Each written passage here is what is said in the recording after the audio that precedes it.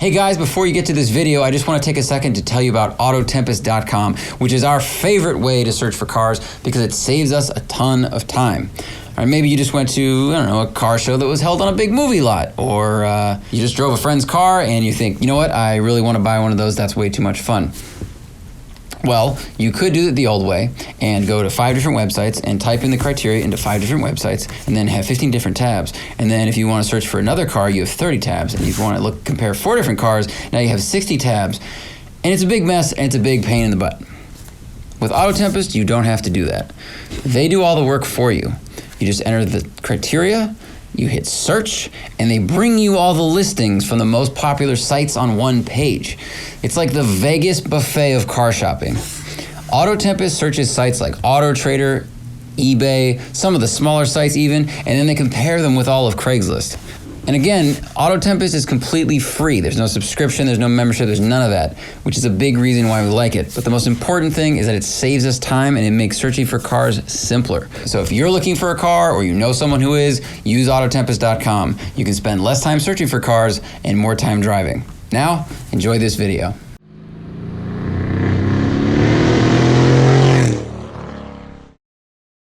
Good morning, guys, and welcome to a very cool special day in the canyons because this is an incredibly rare treat.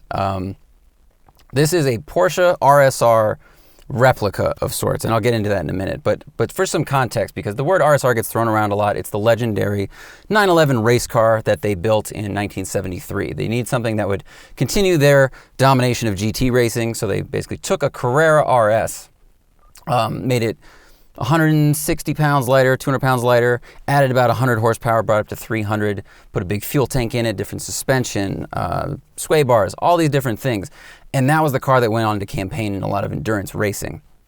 And I think is actually part of the reason we have the, GT3 RS, GT2 RS, the things you can buy today that are basically race cars, because you could order an RSR from the dealership. It was code like 491, and that would, you took a $14,000 Carrera, you paid $8,000 more, and you got an RSR from the dealership that you could go race on the weekend. So there's a gentleman named John Gunderson, self-made man. He's owned a 911 since he was 18 years old, and he has been restoring cars since he retired. He's not so much a hands-on machinist himself.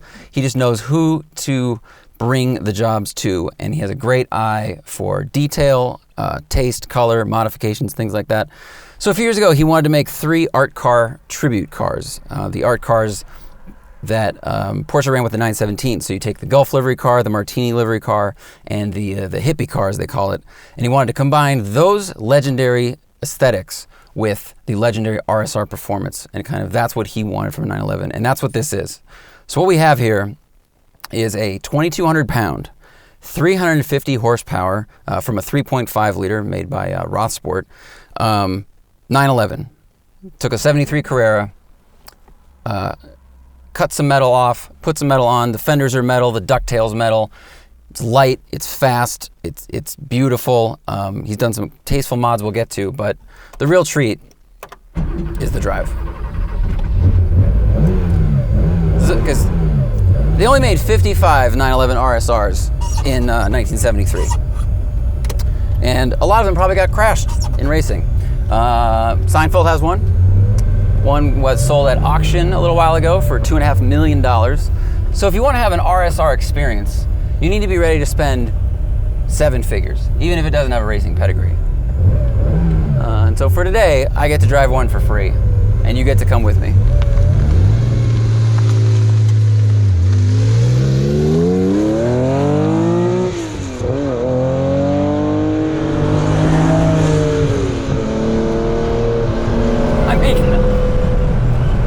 I've had this weird thing in my brain that flat sixes don't sound that good at racetracks. I think they sound coarse and like angry, which is good and bad.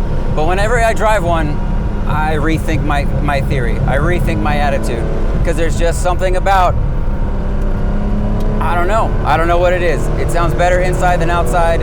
I think I know what the engine's capable of. I know where it comes from and the history behind it. Woo!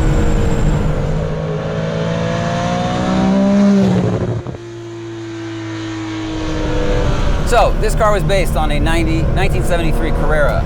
They take a car, they strip it down to metal, they dip it, paint prep it, but before that they weld on all metal fenders that are made by hand in the shop that John has created. Close this. Sorry, the door seals aren't great. They make the fenders out of metal in a shop that John runs, and it's not a public shop. This is his hobby. So think of it like Jay Leno. You know, he's got his guys that live, work, and breathe in his shop space, and the only thing they work on are Jay's projects. John has that kind of setup. It's a good thing to do if you can make it work. A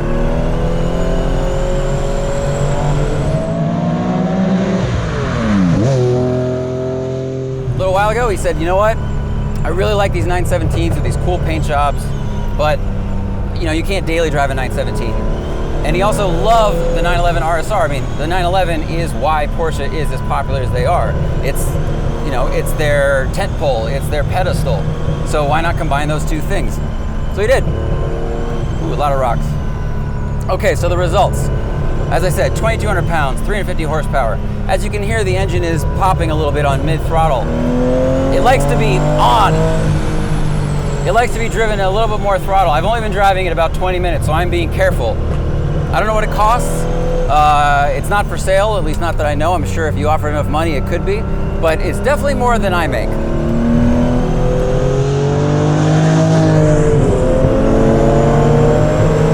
Oh, man. Woo! Wandered a little bit coming over that thing.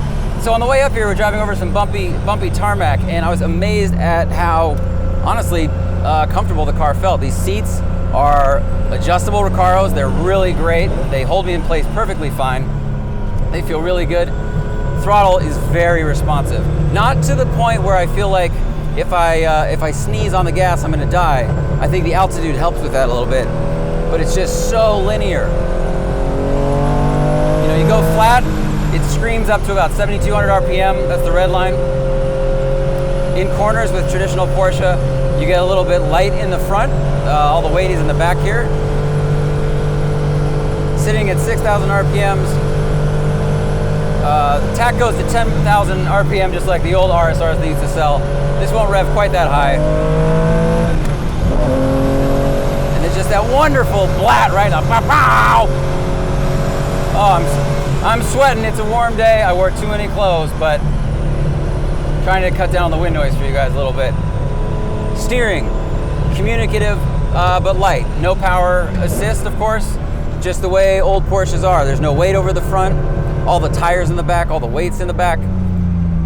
So what you get is steering that is very direct, you know, light even at normal speed, and then when you get on the throttle, it gets even lighter and lighter. But what's amazing about these cars is even when there's no weight on the front, if it starts to get a little bit light or something changes, you can feel it like that. When people talk about missing out on mechanical steering, if you're wondering, that's what they're talking about, is if the wheel moves this much because of a rock or something, you can feel it.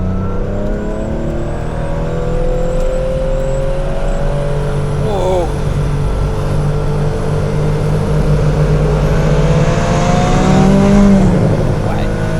The engine is effortless. It got up to 6,000 RPM in 2 seconds. It revs and falls really quickly. It sounds amazing. Power is really linear. I don't know where the torque curve kicks in because I think I'm always above it. It's probably around 3,600 to 4,000 RPM, but it just feels amazing. It feels like the car weighs 10 pounds. That's what it feels like. And not in the way like a twin turbo 4 GT probably feels like it weighs 10 pounds.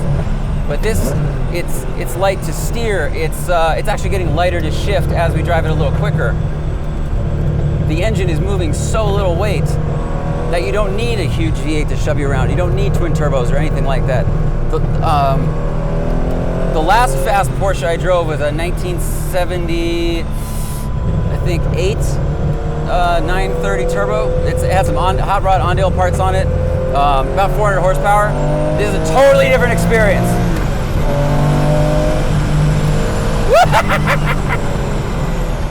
The pedal placement is not great.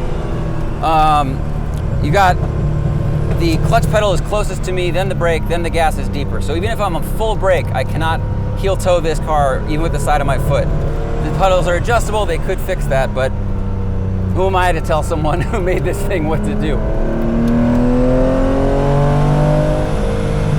Actually, I take that back. They should fix that. You should be able to heel toe the car. Shift action. Shifter is crisp going forward and backward. The gates are further apart than I was expecting, and it's got kind of like a vague notchiness to it. It is imperfect, which there are so many things about this car that are perfect. It's beautiful. The metalwork is really well done. Driving up a bumpy road here, no squeaks, no rattles, no shimmies. I mean, it's a fairly new car, but it really is a wonderful combination of streetable and trackable. So I guess I just wish some of those little details were a little bit more perfect. I wish the pedal placement was right on, and I wish the gear change just didn't have this vagueness to it. But the steering and the engine, well done. Well done, Rothsports. Good engine.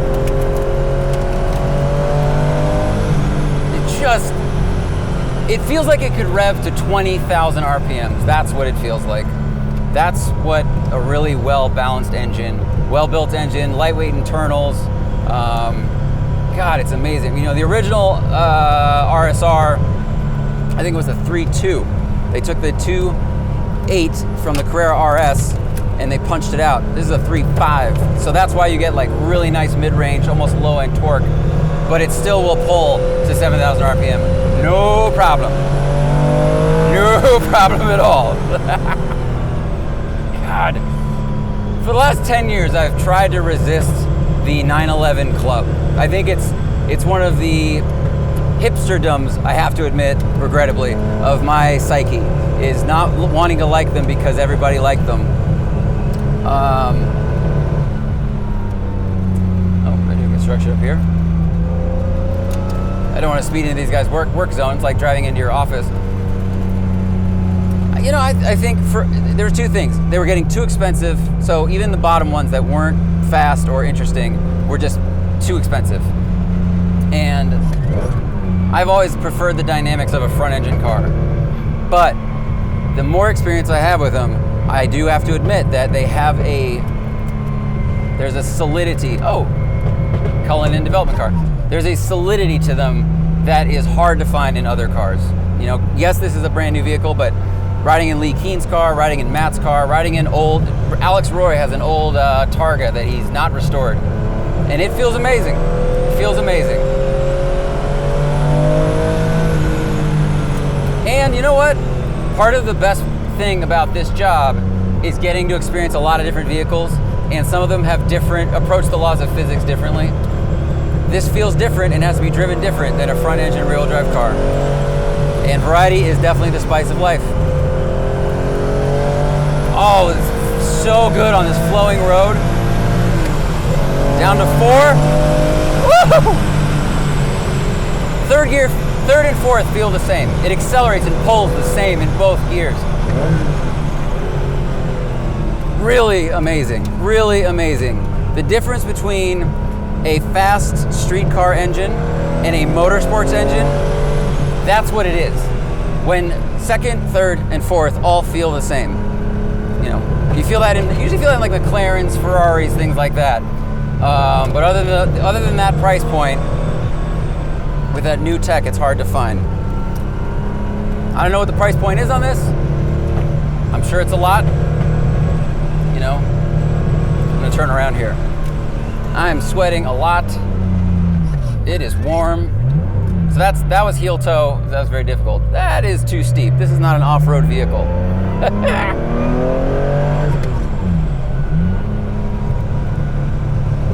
Oh, look at these S's up ahead. Oh, we might make it all the way to the tunnel. We might, okay. So they're building 3 of these cars, right? And one of the cool, I think the coolest one is gonna be the hippie car, because that design was so nuts. You know, Martini was a sponsorship, Gulf was a sponsorship, it was the company's colors. But the hippie car was, the guys that were running Martini racing in the 70s had a 917K, and they offered the new Porsche designer to design their livery. They're like, hey, do what you want. So they bought 1,500 cans of spray paint. They spent the whole weekend. Pause.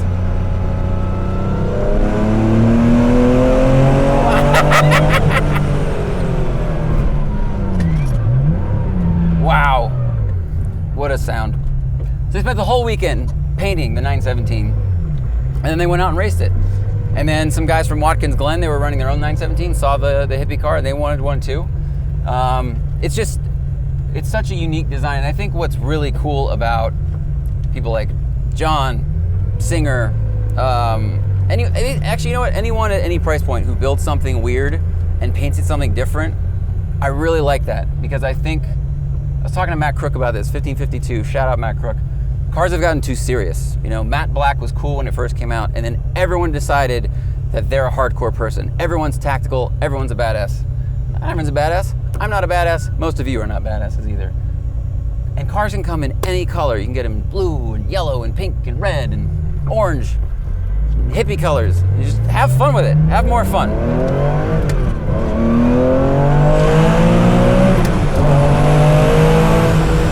Whoa! Oh, that sounds way better. Okay, I might be done saying Porsches don't sound good. I think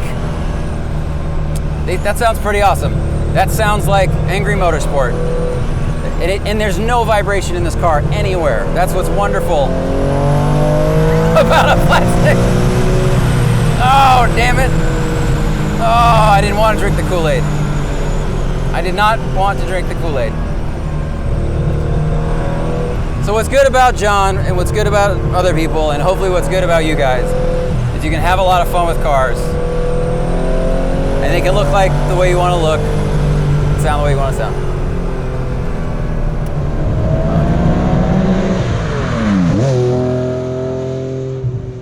So everyone's probably wondering, is it a Singer? Does it compare to a Singer? How does it compare to a Singer?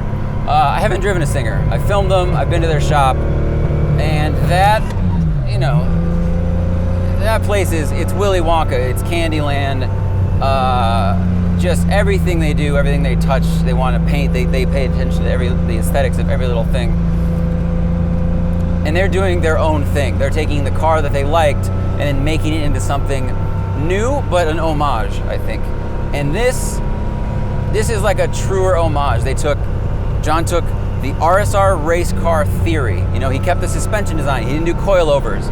He kept brakes from a 930. He kept them, you know, kind of in the family. Chipmunk. He didn't go aftermarket. And then he paid tribute to like the Gulf liveries of the 917.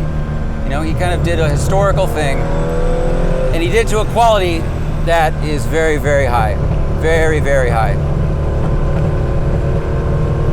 You know, this is cool. This is a really good tribute band. That's what this is. Like a real good one.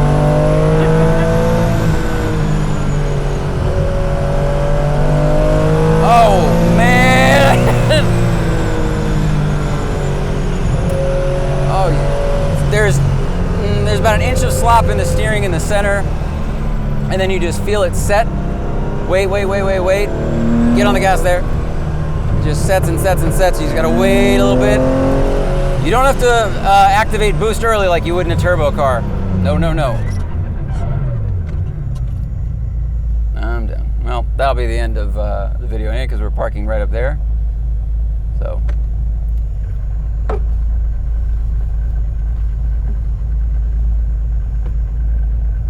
How you doing, man? All right. Hey, we're gonna be working, putting down within this 1.5 mile zone. So I'm going to that parking lot and grab my friend, and we're out anyway. Okay, cool. Just want to let you know, man, because we're gonna be here for a while. So. Oh yeah, we're going home. Thank you. There's a thing people do. You know, if you say you don't like sushi, or if you say you don't like steak or music of some kind, people will usually try to convince you by saying, you know what, you haven't been to the right place. You haven't eaten the right place, you haven't seen the right band. And I think 80% of the time that's true. If your first sushi experience is at 7-Eleven, it's gonna end bad in two ways. It's gonna taste bad going in, it's gonna taste bad going out.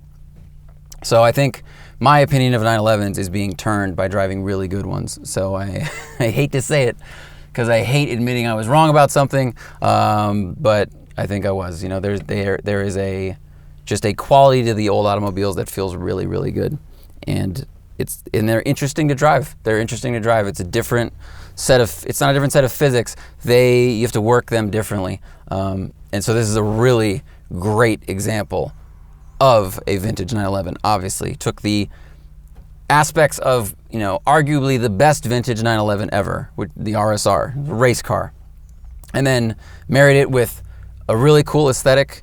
He got the right people to build these parts. He had, you know, the guys that built the engine built the engine for Jeff Zwart's car that I think he ran in the Pan Americana. The guys that do the bodywork are really good. The person that's doing the hippie art car used to be a senior designer at Porsche and then went to Volkswagen and Ford and some other places.